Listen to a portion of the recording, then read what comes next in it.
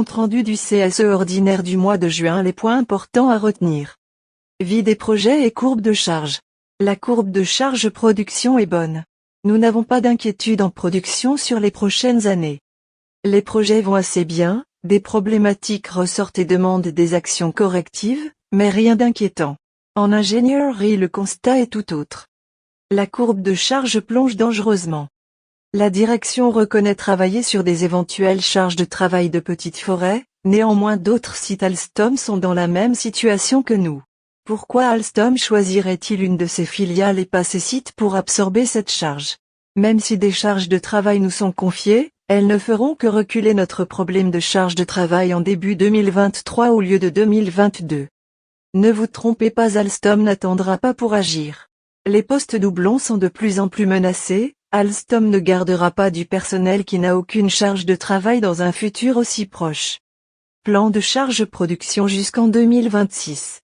Votre syndicat Sud a réclamé des informations complémentaires concernant l'arrêt de la production du NAT. 150 salariés en production seront concernés. 3 scénarios possibles sur cette commande. Scénario 1, nous obtenons 12 rames supplémentaires, il y aura un arrêt de 4 à 5 mois avant le début de la production du Mi-20. Arrêt de plusieurs contrats intérimaires.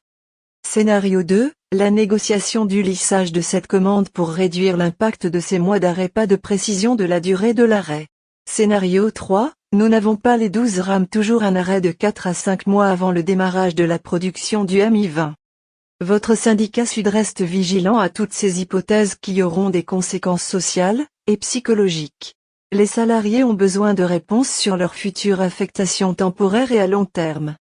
De fortes interrogations planent sur notre secteur Bogie de Crespin, toujours aucune réponse claire quant à l'avenir de notre secteur et son avenir jusqu'en 2026.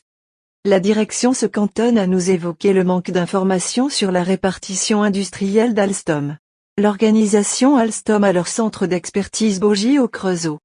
Les élus du CSE n'ont aucune visibilité, et s'inquiètent quant à l'avenir de notre secteur Bogie. Nous n'avons pas donné d'avis. Heures supplémentaires sur le Régio. Le travail du samedi 18 septembre au PM 30 et 31 sera sur base du volontariat. Une dizaine de personnes seront concernées. La direction souhaite imposer le travail le samedi 25 septembre pour l'ensemble de la ligne et l'ensemble des fonctions en production, aux méthodes, contrôle qualité. Seront concernés par cette obligation, 65 opérateurs, 12 personnes de l'encadrement, et 8 sous-traitants. Les horaires de travail seront de 6h à 14h15. En cas de forte chaleur, la distribution de bouteilles d'eau sera mise en place, des ventilateurs et surtout un aménagement d'horaire avec un début de poste à 5h.